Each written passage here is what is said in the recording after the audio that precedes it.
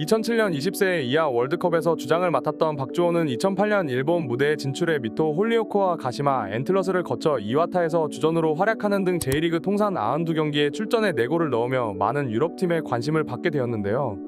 적극적으로 박주호의 영입을 원한 것은 독일의 슈투트가르트와 스위스의 바젤이었습니다. 하지만 박주호는 꾸준히 챔피언스리그 본선에 오를 뿐더러 자신의 주전 자리를 보장하겠다는 FC 바젤을 선택하였는데요.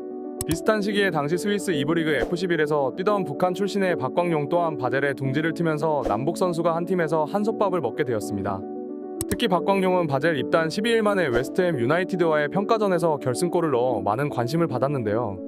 박광용은 그해 바젤 1군에서 13경기 1골을 기록했고 스위스컵에서는 1경기 2골을 기록, 그리고 바젤 2군에서 10경기 8골이라는 어마어마한 득점을 올리며 압록바라는 별명이 붙었습니다. 박주호 또한 첫 시즌부터 주전 자리를 꿰차고 챔피언스리그에서 빅클럽들을 상대로 좋은 모습을 보이며 팀의 챔피언스리그 16강에 견인하는 등 두 선수 모두 좋은 모습을 보여주었는데요. 특히 가장 화제를 모은 것은 바로 남북 더비였습니다. 그해 챔피언스리그 C조에서 박지성의 맨체스터 유나이티드와 박주호의 FC 바젤이 만나면서 두 선수의 맞대결, 그리고 이를 넘어서 박광용 선수까지 그라운드를 밟는 남북 더비에 대한 관심이 자연스레 올라갔는데요. 그렇게 올드 트래포드에서 열린 맨유와 바젤의 조별리그 2차전에서 남북한 선수 3명이 동시에 그라운드를 밟는 진풍경이 연출되었습니다.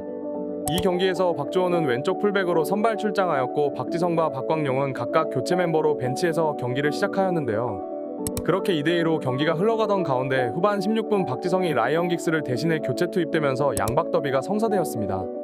이날 박지성과 박주호는 왼쪽 측면에서 자주 얽혔고 한치 양보 없는 맞대결을 펼쳤는데요.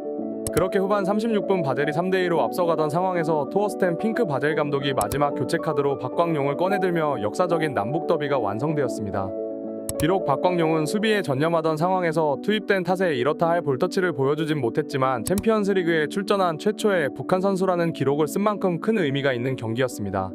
박주호는 박광용은 다른 선수들과 특별히 다르지 않았고 항상 긍정적인 마인드를 가지고 있다고 고백하였는데요.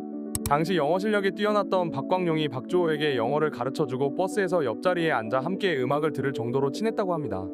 둘의 인연은 박주호가 마인츠로 이적하며 끝이 났는데요. 하지만 두 선수는 1년 반 만에 대한민국 인천에서 적으로 다시 만나게 되었습니다. 당시 인천 아시안게임에서 각각 한국과 북한의 대표팀으로 발탁된 두 선수는 남북이 결승에 진출함에 따라 적으로 맞붙게 되었는데요. 이날 경기에서 양팀은 팽팽한 접전 끝에 연장 후반 추가 시간 임창호의 극적인 결승골로 결국 한국이 대회 우승을 가져갔습니다. 이후 아시안게임 금메달로 병역 면제를 확정지은 박주호는 또다시 수많은 유럽팀들의 러브콜을 받게 되는데요.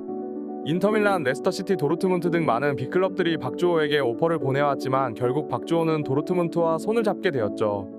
한편 박광용 선수는 이후 오스트리아 리그에서 준수한 활약을 보여주었지만 대북 제재로 인해 유럽을 떠났다고 알려져 있습니다.